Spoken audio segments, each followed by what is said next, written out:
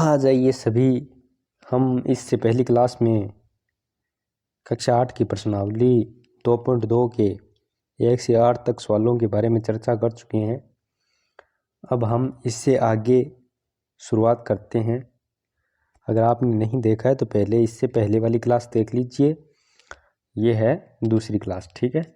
इसमें 9 नंबर सवाल से हम आगे इसको हल करेंगे। 9 नंबर सवाल क्या कहता है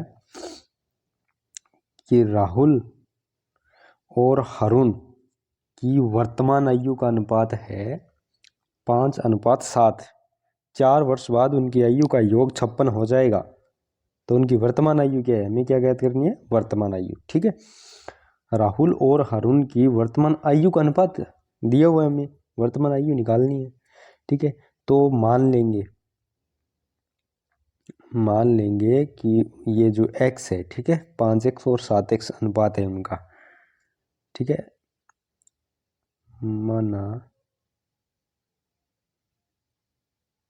ये वर्तमान आयु का अनुपात है क्रम से, यानी राहुल का 5 है और हरुण का 7 है। माना राहुल की वर्तमान आयु बराबर 5x,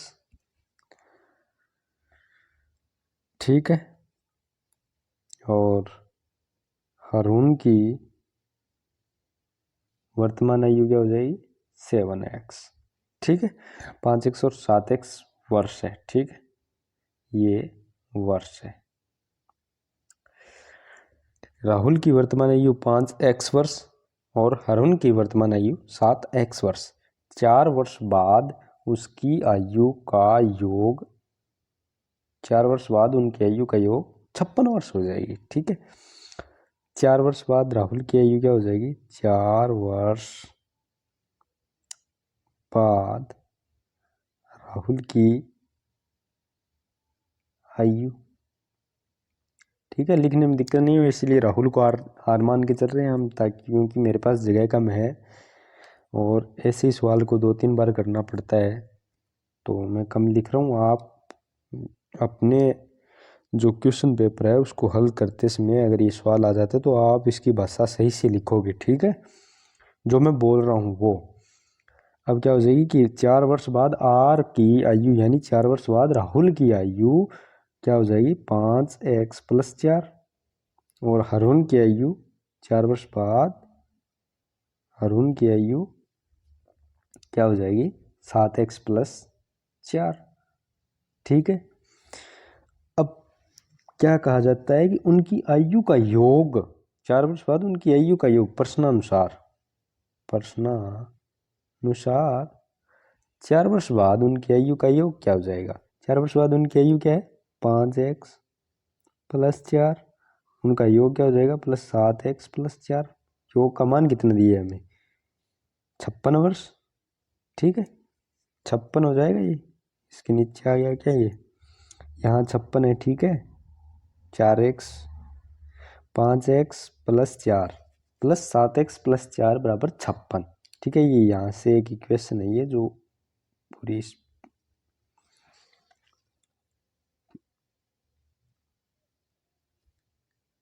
अब क्या करेंगे हम, यहाँ से हमारे पास मान आ जाता है, ये एक समीकरण आ जाती है। अब इसको हल कर लीजिए, x वाले जोड़ लीजिए और बिना x वाले जोड़ लीजिए, ठीक है। यहाँ से क्या हो जाएगा, 5x और 7x। पहले थोड़ा इसको मैं साफ कर लेता हूँ, आप अपना नोट कर लीजिए। अगर आपको लिखना है तो, अगर समझना है तो मैं इसे साफ कर ही देता हूँ।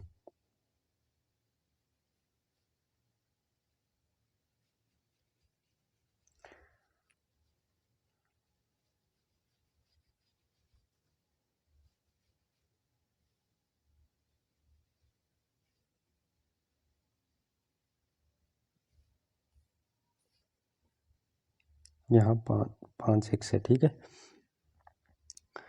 अब आ जाता है उसके बाद में 5 और 7 क्या हो जाएंगे, 12x, ठीक है।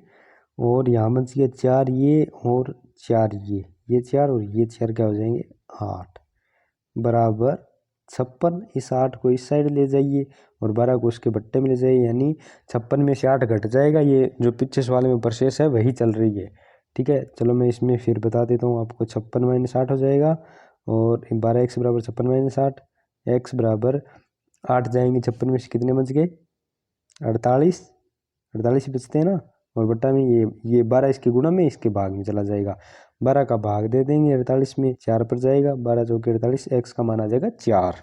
ठीक है, और राहुल की वर्तमान आयु हमने यहाँ मानी थी, वो क्या थी? 5x, और हरून की मानी थी वो थी 7x। ठीक है, अब यहाँ मान रख दीजिए x का, तो राहुल की वर्तमान आयु बराबर 5x का मान रख देंगे, 4 5 के 20 है। ठीक है, हरून की वर्तमान आयु क्या हो जाएगी? 7 × x का मान रख देंगे, 4 बराबर 7 के 28।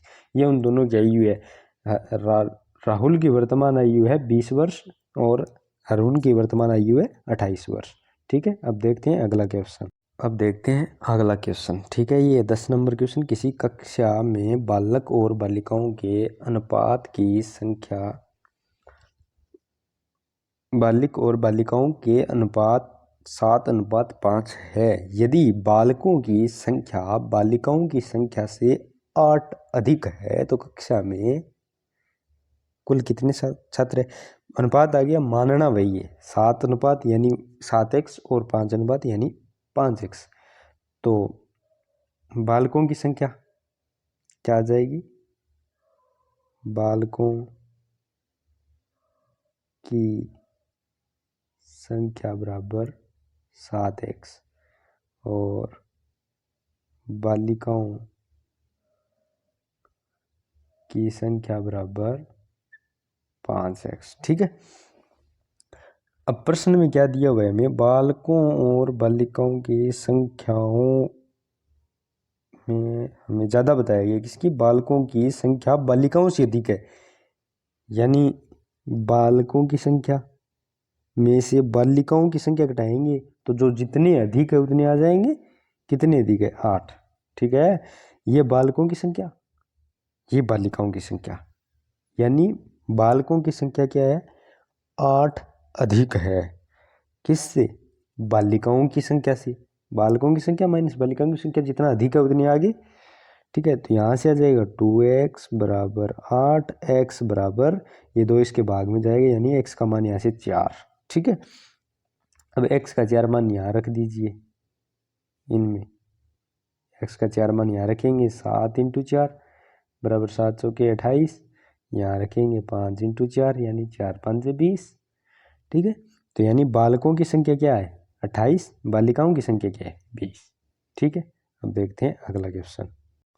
अगला प्रश्न ये क्या है? 11 नंबर क्वेश्चन कहता है कि बाईचुंग के पिताजी उसके दादाजी से 26 वर्ष छोटे हैं और उससे किससे? बाईचुंग से। कौन? उसके पिताजी। और उससे 29 वर्ष बड़े हैं, यानी बाईचुंग से उसके पिताजी 29 वर्ष बड़े हैं और उसके दादाजी से 26 वर्ष छोटे हैं। यदि उन तीनों की आयु का योग 135 वर्ष है तो उनकी आयु अलग अलग ज्ञात कीजिए। तो बाईचुंग की आयु मान लो, माना बाईचुंग की आयु x है। ठीक है, और उसके पिताजी की आयु मान लेते हैं, यहाँ लिख लीजिए आप, बाईचुंग के पिताजी की लिख लीजिए आप सही की आयु क्या हो जाएगी? 29 वर्ष बड़े, यानी इससे 29 वर्ष बड़े, यानी x + 29, x + 29 हो गए, x + 29 वर्ष।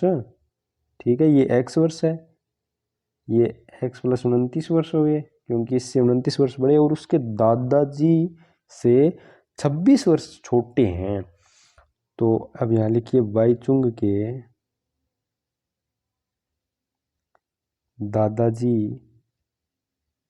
की आयु क्या है कि 26 वर्ष, उसके पिताजी उसके दादाजी से 26 वर्ष छोटे हैं, तो दादाजी तो 26 वर्ष बड़े होंगे ना, तो उनके पिताजी की आयु कितनी है? x + 29, दादाजी की +26 ज़्यादा है तो 29 + 26 ज़्यादा होगी, यानी x + 55 वर्ष। ठीक है, आया समझ में? अब ये हो गया, ठीक है। अब इन तीनों की आयु का हमें योग दिया गया है। योग कितने, तीनों की आयु का योग कितना है, 135 वर्ष। तीनों को जोड़ दीजिए, x plus 29 plus x plus 55 बराबर क्या दिया है, 135। ये सेम वही सवाल बन गए, सवाल सारे एक जैसे आ रहे हैं। वैसे मैं आपको सारे करवा रहा हूँ, तो वैसे करवाने नहीं चाहिए क्योंकि आपको खुद ब खुद करने चाहिए, क्योंकि सारे सवाल सेम आ रहे हैं। लेकिन फिर भी मैं आपको करवा ही देता हूँ, ठीक है। आप इन्हें अच्छे से पढ़ें, आप खुद करके देखें। अगर आपको समझ नहीं आता है तो आप यहाँ आकर देखें, अदरवाइज आप इन्हें खुद करने की कोशिश करें तो आपको ज़्यादा अच्छे से आने लगेंगे ये, ठीक है। अब हम इसको आगे हल कर लेते हैं। थोड़ा मैं इसको साफ कर लेता हूँ, ये इतना इतना साफ कर लेते हैं। जो हमने मान रखी है वो पड़ी रहने दें, क्योंकि वो अंत में हमें चाहिएगी।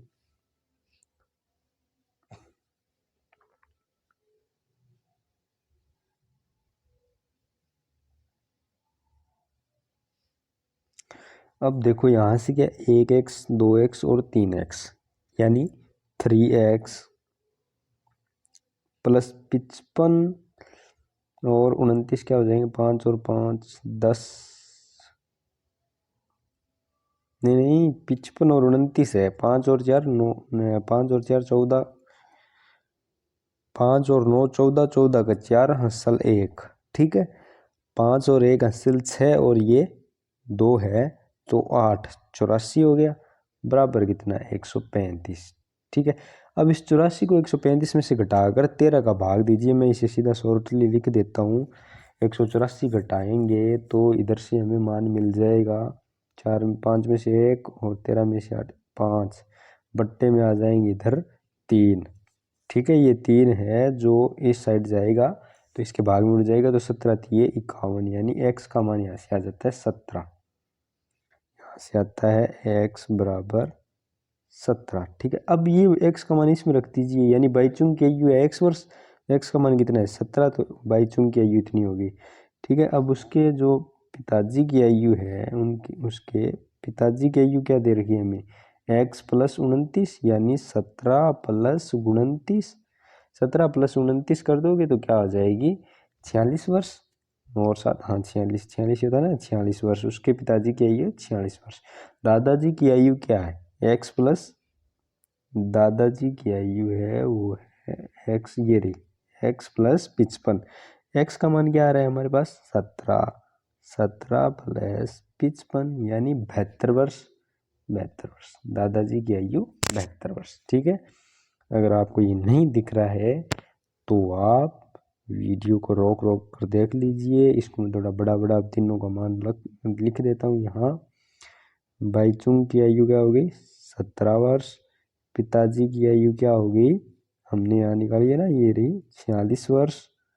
और दादाजी की आयु क्या होगी, जो हमने यहाँ निकाली है 72 वर्ष, ठीक है। आगे वर्ष लगाना जरूरी है तो ये आप लगा देना, ठीक है। अब देखते हैं हम अगला क्वेश्चन। अगला क्वेश्चन है 12 नंबर की, 15 वर्ष बाद रवि की आयु उसकी वर्तमान आयु की 4 गुनी हो जाएगी। रवि की वर्तमान आयु क्या है, तो मान लीजिए इसकी वर्तमान आयु, माना रवि की वर्तमान आयु x है, ठीक है। 15 वर्ष बाद रवि की आयु, 15 वर्ष बाद रवि की आयु x प्लस 15 हो जाएगी, 15 हो जाएगी। 15 वर्ष बाद रवि की आयु उसकी आयु वर्तमान आयु की 4 गुनी हो जाती है। वर्तमान आयु कितनी है उसकी, x 4 गुनी यानी 4x बराबर x प्लस 15 हो गया ना। 15 वर्ष बाद की आयु है ये उसकी वर्तमान आयु की 4 गुनी है, दोनों बराबर बता रहे हैं हमें, क्योंकि उतनी हो जाएगी। तो अब इससे हल कर दीजिए, इस x को इधर लेके आएंगे, ये इसमें से घट जाएगा, इधर बचेगा 3x, क्योंकि इधर प्लस का इधर आएगा माइनस का, प्लस के 4x माइनस का 1x, प्लस के ज़्यादा कितने ज़्यादा 3x, 3x हो गए बराबर 15। इस 3 से ये कट जाएगा क्योंकि ये इसके भाग में आएगा, x बराबर आ जाएगी 5 दिए 15, x बराबर आ गया यहाँ से 5, ये x बराबर 5, ठीक है। अब हम बात करते हैं आगे। एक्स, अब हमें वर्तमान आयु चाहिए थी, तो आ गई वर्तमान आयु। तो एक्स का मान 5 आ गया, तो उसकी वर्तमान आयु कितनी है? एक्स बराबर 5। तो रवि की वर्तमान आयु बराबर 5 वर्ष। इतना ही तो सवाल है। ठीक है, देखते हैं आगे वाला क्या है कि एक परिमेय संख्या को 5/2 से गुणा कर 2/3, 3 है ये यहाँ, 2/3 जोड़ने पर 7/12 प्राप्त होता है, तो वह संख्या क्या है? तो मान लीजिए, माना वह परिमेय संख्या x है। ठीक है, माना वह परिमेय संख्या x है। अब क्या है कि परिमेय संख्या को 5/2 से गुणा करने पर, यानी x ने 5/2 से गुणा करेंगे, x को परिमेय संख्या को 5/2 से गुणा करेंगे, x को 5/2 से गुणा करेंगे, यहाँ से आ जाएगा हमें 5x/2। ठीक है, गुणा कर 2/3 जोड़ने पर, 2/3 जोड़ने पर माइनस के 7/12 हमें प्राप्त होता है। तो वैसे कि अब ये इक्वेशन बन गई, ये समीकरण बन गई, आप इसे हल कर लीजिए। अब इसमें क्या करोगे आप? 2/3 को इधर लेके जाओगे, ये माइनस का हो जाएगा, इधर बचेगा 5x/2 बराबर 7/12। ये भी माइनस का है और माइनस के 2/3 होंगे, इनमें से लेस आ जाएगा 12। ठीक है, तो 12 लेस से आ जाएगा, तो यहाँ ले लीजिए आप 12, 12 इधर से आ जाएगा माइनस का 7, और इधर से क्या आ जाएगा? 4 3 12, 4 पर भाग जाएगा, 4 आएगा भागफल, तो 4 की 2 से गुणा करेंगे, निशान बीच में माइनस का है, 4 दूनी 8। ठीक है, इधर क्या रखा हुआ है? 5x/2। अब हमारे पास क्या आ गया? इसको मैं बता देता हूँ आपको। 5x/2 बराबर माइनस के 7 माइनस के 8/12, ये हो गए माइनस के 15। इधर कर लेते हैं हम, इधर बन जाए हमारे पास 5x बराबर, इसको 2 को इस साइड भेज दीजिए। ठीक है, यहाँ से बन जाए माइनस के 15/12 ये 2 इस साइड जाएगा, इस 2 को इधर भेजेंगे, ये इसके गुणा में आएगा। ठीक है, जो भाग में है वो गुणा में आएगा, ये इसके गुणा में आएगा। इस 2 से 6 दूने 12, 3 दूने 6, 5 3 15। ठीक है ना, 5/2 आ गया इधर से, माइनस के 5/2, माइनस के 5/2 सही है, माइनस के 5/2 ही आएगा ना। 5x बराबर माइनस के 5/2। अब इस 5 को इधर लेके जाएंगे, ये गुणा में जो भाग में जाएगा, क्योंकि जो भाग वाला गुणा में गया, गुणा वाला भाग में जाएगा। x बराबर ये भाग में आएगा माइनस के 5/2 इंटू 5।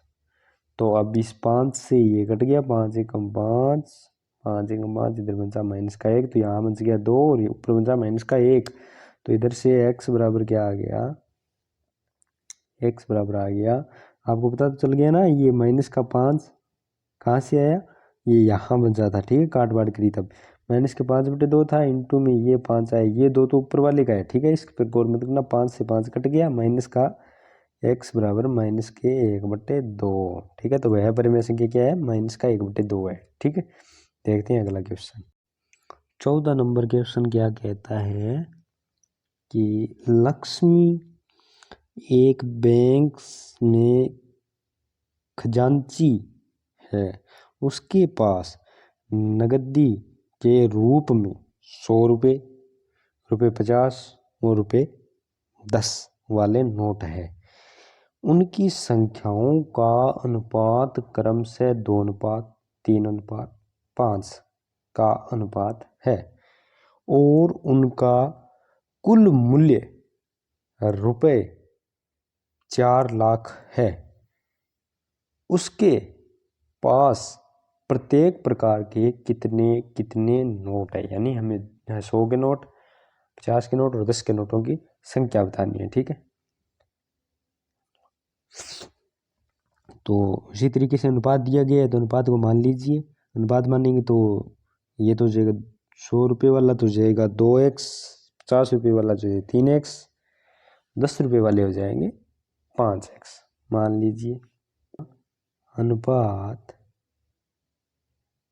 बराबर x, ठीक है, x मान लिया, ठीक है। तो 100 रुपये वालों के कुल क्या होगी, 100 रुपये के 100 रुपये की कुल संख्या बराबर क्या हो जाएगी 2x,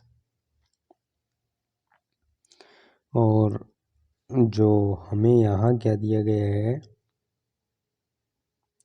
100 गुणा 2x, 100 रुपये वाले 2x हो गए, 50 रुपये वाले कितने हो गए, 50 रुपये वाले कुल नोट हो गए 3x, 10 रुपये वाले कुल हो गए 5x, ठीक है।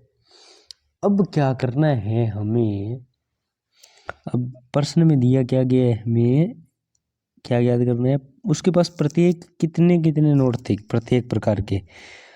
तो अब इसको आप हल करोगे जैसे, तो 2x है यानी 100 रुपये के 2 नोट है, ठीक है।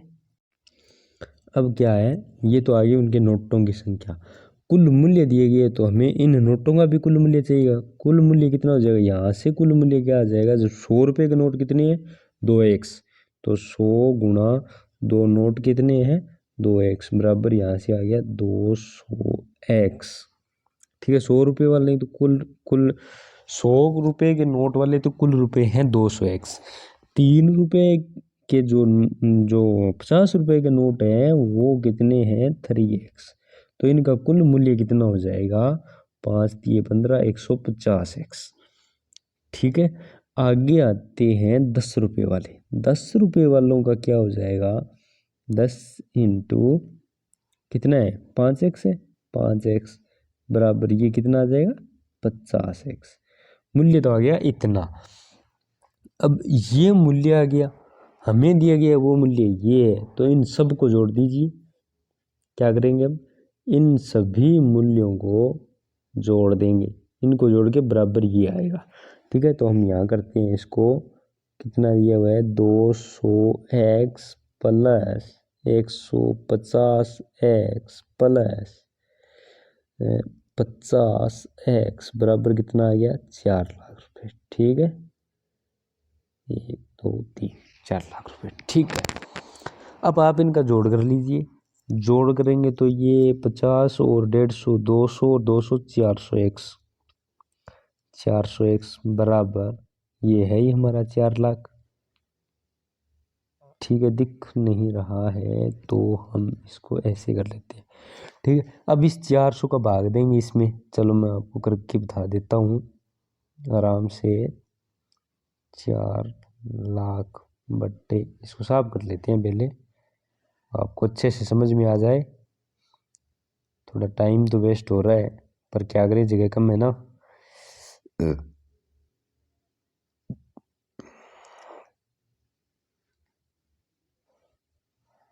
ठीक है, इधर से क्या आ जाएगा x बराबर 4 लाख बटे 400, 2 जीरो उड़ा दी, ठीक है। 4 एकम 4, 4 एकम 4, x बराबर आ गया 1000 रुपये, ठीक है। x को मान आ गया 1000 रुपया, तो अब अठू x को मान अपने 1000 आ गयो, तो 100 रुपये का कुल कितना है, 100 रुपये का कुल कितना 2x, माने नहीं पर 100 रुपया 2x, तो अठू कितना हो जाएगा 2000, x को मान रखोगा तो 2 × 1000 यानी 2000, 8x को मान रखोगा 3x बराबर x को मान रखोगा 3 × 1000 यानी 3000, ठीक है। अगर 5x में रखोगा 1000 रुपया तो 5 × x हो जाएगा 5 × 1000 यानी 5000, ठीक है। ये हो गया आपका हल, ठीक है। इसमें क्या आ जाएगा 100 रुपये वाले तो हो गए, मैं यहाँ से अलग पेन से लिख देता हूँ इधर, ये तो हमने यूज़ कर रखा है ब्लैक, ये तो हो गए 100 रुपये वाले, ये हो गए 50 वाले, ये हो गए 10 वाले, ये आ गए नोट। ठीक है, अब करते हैं हम नेक्स्ट क्वेश्चन। ठीक है, नेक्स्ट क्वेश्चन क्या है, अगला क्वेश्चन है 15 नंबर की, मेरे पास रुपये 300 के कुल के एक रुपये 300 के रुपये 1 रुपये 2 और रुपये 5 वाले सिक्के, यानी भी 300 मूल्य सारो 300 रुपये है। बांग में 1 रुपये का भी सिक्का है, 2 रुपये का सिक्का भी है, 5 रुपये का सिक्का भी है। 2 रुपये वाले सिक्कों की संख्या और 5 रुपये 2 रुपये के सिक्का है वह 5 रुपये का जगह सिक्का है वह 3 गुण है, यानी 2 रुपये वाले सिक्कों की संख्या 5 रुपये वाले सिक्कों की संख्या से 3 गुणी है। और सिक्कों की कुल संख्या 160 है, सारा सिक्का 160 है भी। ठीक है, आपने मेरे पास प्रत्येक प्रकार की कितना कितना कितना सिक्का है, यानी 1 रुपया कितना सिक्का है, 2 रुपया कितना सिक्का है, 5 रुपया कितना सिक्का है। अब क्या करा आप मान लेंगे कुल संख्या अपन देड़ी 160, 1 रुपये का सिक्का मान लियो। फिर इसमें हमें क्या करना पड़ेगा, अलग अलग मानने पड़ेंगे, बस इसमें समीकरण बनेंगे 1 2, क्योंकि इसमें उसमें तो हमें अनुपात दिया गया था शायद, पीछे वाले क्वेश्चन में शायद अनुपात था यार, यहाँ से होगा। ठीक है, पहले ये देखो करते हैं, चलो हो जाएगा। सिक्कों की कुल संख्या में आपको ये लाइन लिखेगी, सिक्कों की कुल संख्या 160 है। ठीक है, मैं लिखने की कम कोशिश करता हूँ क्योंकि हमारे यहाँ जगह नहीं है। इस क्वेश्चन में वैसे भी समीकरण बनेंगी, शायद ये क्वेश्चन कितना लंबा होगा पता नहीं है, इसलिए मैं कम लिखूंगा और ज़्यादा बोलूँगा। ठीक है, आपको लिखना उतना है जितना मैं बोलूँगा। ठीक है, आपको मतलब सवाल को पैटर्न के हिसाब से करना पड़ेगा। ठीक है, सिक्कों की कुल संख्या 160 है, मान लेते हैं, माना 1 रुपये के जो सिक्के हैं वो कितने हैं, x है। ठीक है, x सिक्के तो उनका मूल्य क्या हो गया, 1 रुपये के सिक्के x सिक्के मूल्य क्या हो जाएगा, 1 इंटू एक्स बराबर x। इतना तो हमने पीछे में किया, पीछे वाले सवाल में किया था। 2 रुपये वाले कितने हैं, 2 रुपये के जो सिक्के हैं वो कितने हैं y, 2 रुपये के सिक्के कितने हैं 5। 1 मिनट, 1 रुपये के सिक्के, 2 रुपये के सिक्के, 2 रुपये के सिक्कों की संख्या 5 रुपये वाले सिक्कों से 3 गुणी है। तो हम इससे पहले 2 से पहले क्या कर लेते हैं, 5 वाले, 5 रुपये के होंगे तो 2 रुपये वाले आ जाएंगे, 3 गुणे हो जाएंगे उसके। 5 रुपये के जो सिक्के हैं, सिक्कों की संख्या मान लेते हैं हम y। ठीक है, उसमें तो अनुपात था, तब हमने x मान के चल रहे थे। इसमें क्या है, अलग अलग दिए हुए हैं, तो इसमें अनुपात नहीं है तो हम इन्हें अलग अलग मानेंगे। इसको y मान लिया तो इनसे रुपए कितने होंगे, ये तो सिक्कों की संख्या, रुपए कितने हो जाएंगे, 5 रुपये के सिक्के हैं, सिक्कों की संख्या y है तो गुणा कर दीजिए, इधर से आ जाएगा 5y। ठीक है, 2 रुपये के कुल सिक्कों की संख्या कितनी है, 5 रुपये के सिक्कों की संख्या कितनी गुणी, ये देखो 2 रुपये के सिक्कों की संख्या 5 रुपये के सिक्कों की 3 गुणी है। ठीक है, 2 रुपये के सिक्कों की संख्या 5 रुपये के सिक्कों की संख्या की 3 गुणी है। इस लाइन को हम यहाँ यहाँ लिख दीजिए आप इस लाइन को। ठीक है, मैं लिख नहीं रहा, आप लिखने के बाद अब देखो 3 गुणी कर दिया, 2 रुपये के सिक्कों की संख्या क्या आ जाएगी, 2 रुपये के सिक्कों की संख्या क्या आ जाएगी, 2 रुपये के सिक्कों की संख्या क्या है, 5 रुपये के सिक्कों की संख्या की 3 गुणी है। 5 रुपये के सिक्कों की संख्या कितनी है हमारे पास, वाई है, सिक्कों की संख्या वाई है, ये तो सिर्फ मूल्य, सिक्कों की संख्या कितनी है वाई, 3 गुणी होगी तो ये हो जाएगी 3y। ठीक है, 2 रुपये के सिक्के हमारे पास 3y है, 1 रुपये के सिक्के हमारे पास x है, 5 रुपये के सिक्के हमारे पास y है। ठीक है, अब इसका कुल मूल्य कितना हो जाएगा, इसका कुल मूल्य 2 रुपये के सिक्के इंटू कितने हैं 3y है, तो इनका कुल मूल्य कितना हो जाएगा 6y। ये तो कुल रुपए हो गए, मूल्य आ गया। ठीक है, जैसे 300 है। ठीक है, उसी प्रकार ये कुल मूल्य आ गया तीनों का। अब हम क्या करते हैं, सिक्कों की कुल संख्या, सिक्कों की कुल संख्या 160 है, तो यहाँ सिक्कों की संख्या हमारे पास ये है। मैं इसे कलर चेंज करके बता देता हूँ आपको, सिक्कों की संख्या कितनी है हमारे पास, ये वाली है, ठीक है। कुल मतलब इनका जोड़ कर देंगे, जोड़ आ जाएगा x plus Y plus 3y बराबर कितना दिया हुआ है 160। 160 दे दिया, x plus Y plus 3y, ये हो गया 160 संख्या उनकी। अब यहाँ से क्या हो जाएगा, 3 और भाई भाई जुड़ रहे हैं ना, जो जुड़ रहे हैं उनको जोड़ दो, जैसे हल हो रही है आगे समीकरण को तो हल कर लो। एक्स प्लस 4y बराबर 160, इसे मान लीजिए हमारे समीकरण 1। अब तो आगे तो आपको दिखेगा नहीं, चलो मैं एक काम कर देता हूँ, इसको थोड़ा यहाँ से हटा देता हूँ। देखो ये है हमारे पास समीकरण 1, ठीक है। अब बात करते हैं हम आगे। आगे सवाल क्या कहता है, अब इनका जो कुल मूल्य दिया गया है हमें 300 रुपये, ठीक है।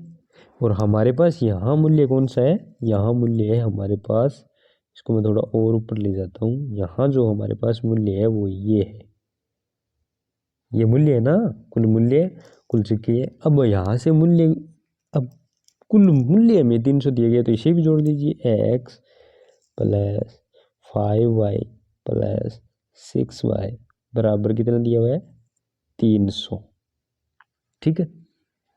इसे भी आगे हल कर लीजिए, x प्लस 6 और 5 कितने हो जाएंगे, 6 और 5 11y बराबर 300, ठीक है। ये क्या होगी इसकी जो सेकंड नंबर इक्वेशन बन जाएगी, ठीक है। ये हो गई 2 नंबर समीकरण, कौन सी वाली, ये ऐसी जगह कम होने की वजह से मैंने इसे नीचे लिख दिया, एक्स प्लस 11y बराबर 300, ये हो जाती है 2 नंबर इक्वेशन, ठीक है। अब मैं इधर से कर लेते हैं हम साफ,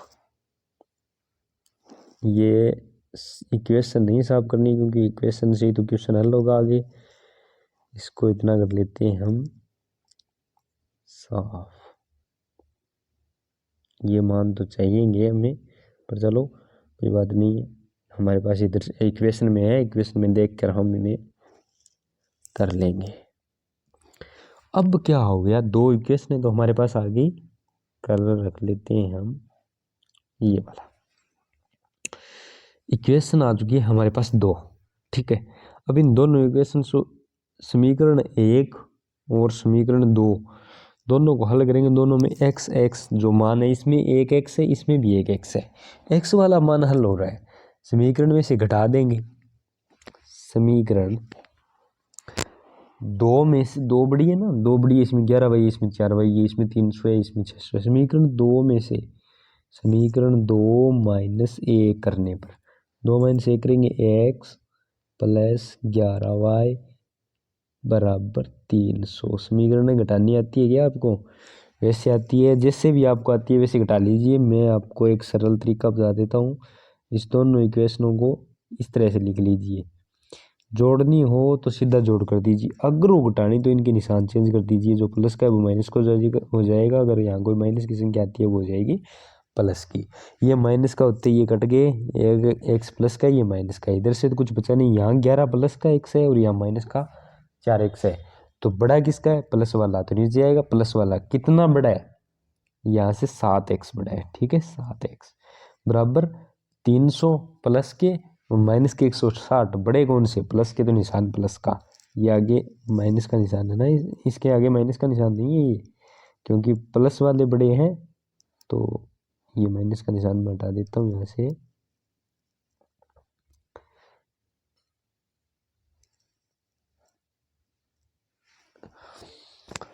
300 बड़े हैं, प्लस के माइनस के 160 हैं वो छोटे हैं, तो निशान तो कन्फर्म है कि प्लस का आएगा। तो प्लस की संख्या कितनी बड़ी है, 160 से कितनी बड़ी है, 40, और 100 140 बड़ी है, ठीक है।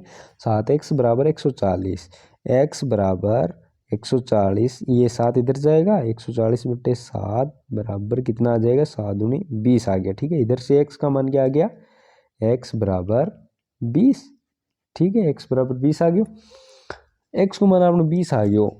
अब हमें हमने जो साफ कर दिया उसकी ज़रूरत अब पड़ेगी, उसमें जो मान थे उनमें आप x का मान प्रूव कर दीजिए। 1 रुपये के सिक्कों की संख्या हमने कितनी मानी थी? 1 रुपये के सिक्कों की संख्या हमने मानी थी, मानी कितनी थी?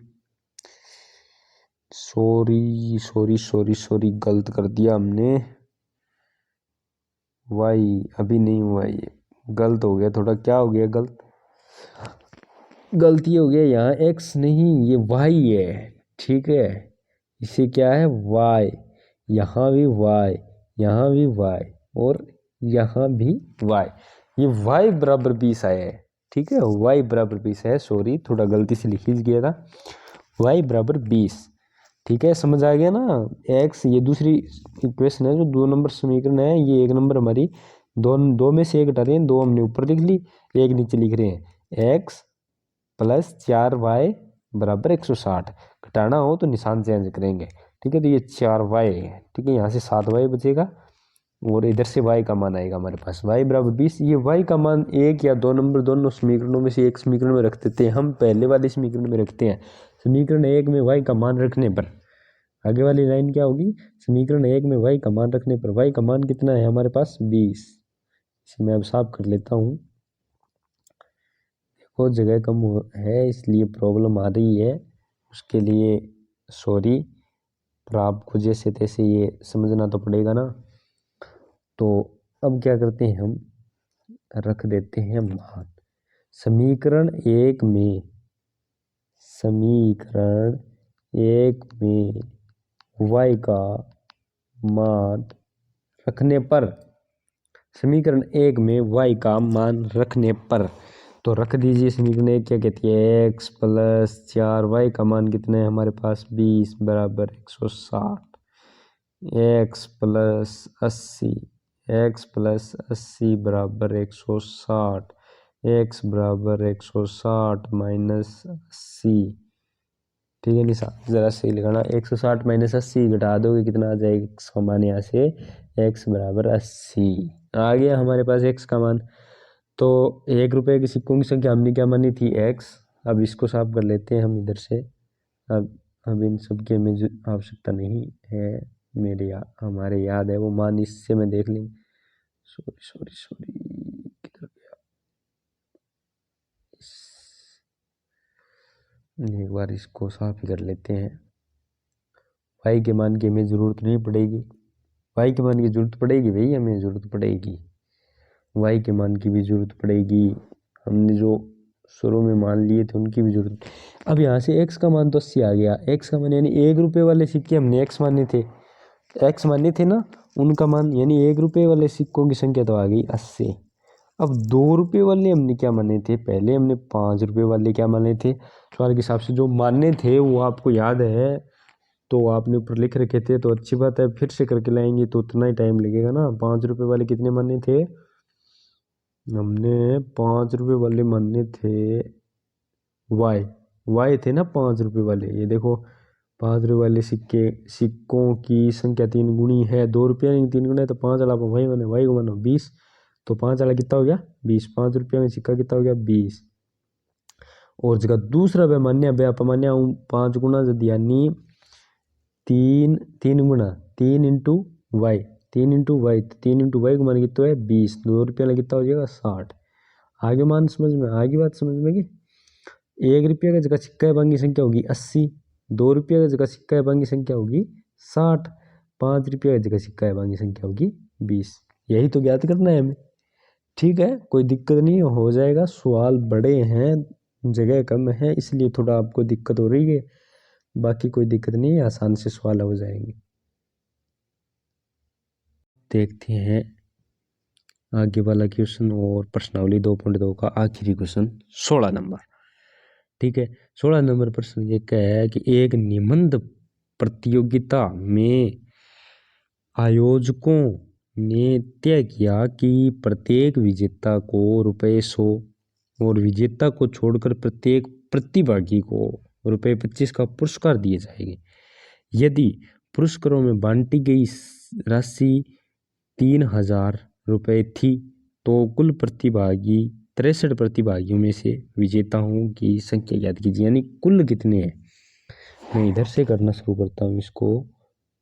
कुल प्रतिभागी कितने हैं, 63।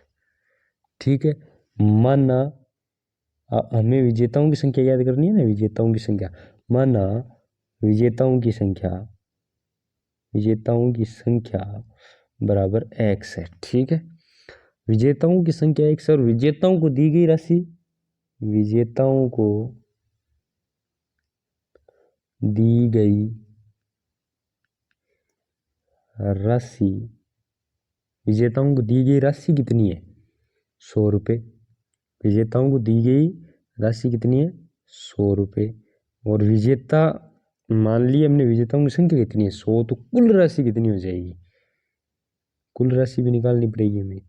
कुल राशि कितनी हो जाएगी, विजेताओं, एक विजेता को दी जाती है 100, कुल विजेता कितनी है, x, तो यानी 100x। ठीक है, अब वे, ये तो हो गए विजेताओं को।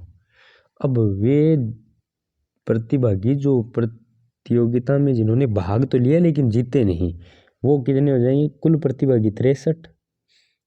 अब आपको ऐसे लिखना पड़ेगा कि वे प्रतिभागी जो प्रतियोगिता में जिन्होंने भाग तो लिया लेकिन विजेता नहीं हुए, उन्हें, तो उनकी संख्या कितनी हो जाएगी, ये तो कुल थे, ये जीते हुए थे x वाले, तो 63 माइनस एक्स, 63 माइनस एक्स उनकी संख्या हो गई। ठीक है, और उन्हें दी जाने वाली राशि कितनी है, 25 रुपये, तो उनका कुल, उनकी कुल राशि कितनी हो जाएगी, गुणा 25 से कर दो, यानी कितनी हो गई वो, चलो ये इतनी हो गई, इसको रखते हैं, हमें सिर्फ राशि चाहिए। ये हो गई उनको दी गई राशि। ठीक है, कुल राशि क्या दी गई है हमें, 3000 रुपये, तो दोनों को जोड़ दीजिए। विजेताओं को दी गई राशि 100x प्लस जो विजेता नहीं रहे उन्हें दी गई राशि कितनी हो गई, 63 माइनस x गुणा 25 बराबर 3000 रुपये। ये समीकरण बन गई। अब तो आप इसे हल कर ही सकते हो, आप यहाँ भी इसकी इससे गुणा करके इसकी इससे गुणा कर सकते हो, क्योंकि वो आपको यहाँ करनी पड़ेगी, यहाँ नहीं की तो यहाँ करनी पड़ेगी, उसमें कोई दिक्कत नहीं है, आप कहीं भी इसे कर सकते हो। ठीक है, अब क्या करेंगे हम, इधर तो हमारा 100x, ठीक है, प्लस 63 और 25 का गुणा करोगे तो 25 दिए 75, 5 सरमजी के साथ 25 150 और वो 7 0, ये हो जाएगा 157। ठीक है, यानी 1575, इनकी गुणा क्या होगी, 1575 माइनस 25 की x से गुणा करोगे 25x बराबर कितना दिया हुआ हमें, 3000 रुपये दिए गए। ठीक है, अब क्या करेंगे हम, अब x वाले को हल कर लेते हैं और जो इधर जो बिना x के उधर उसे बराबर से उधर भेज देते हैं। ये माइनस का 25x है, ये प्लस का 100x है, बचा कितना 75x बराबर 3000 माइनस 1575। ठीक है, अब इसको हल करेंगे तो इधर क्या आया, अब थोड़ा हिसाब कर लेते हैं, अब हम इसे कर लेते हैं साफ।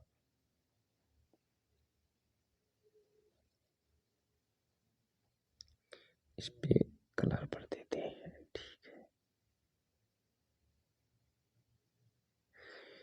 ठीक है, अब इसे भी कर देते हैं साफ। अब क्या होगा, यहाँ से 75x बराबर 3000 में से 1575 घटाएंगे तो इधर 10 में से 5 और 9 में से 2 9 में से 4 1 1425 आ जाएगा। अब क्या करते हैं, x बराबर 1425 बट्टे 75, ये गुणा में है, इधर जाएगा भाग में हो जाएगा, तो 75 का इसमें भाग दे देते हैं। 25 का जा रहा है वैसे तो पूरा पूरा, 25 का आ जाएगा 25 दिए 75 का जा रहा है क्या, 75 75 150 एक पर जाएगा तो चलो 75 का तो पड़ा आपको, फिर हमें याद नहीं होगा, हम इसे काट के थोड़ा छोटा कर लेते हैं। 25 दिए 75, 25 5 125, इधर से कितना बचेगा, 125 होने के बाद में यहाँ से बच गए 35 45 10 और 12 बचते हैं ना,